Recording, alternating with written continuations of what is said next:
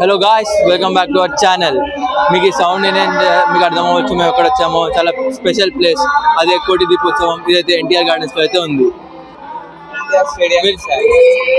మీరు చూస్తున్నట్లయితే full rush, హడావిడి అయితే చాలా ఉంది. సో ఇప్పుడు మీరు కనుక చూస్తే ఇక్కడ చాలా మంది జనాలు కనిపిస్తున్నారు. వీళ్ళందరూ ఇక్కడ దర్శనం కోసం అయితే వచ్చారు.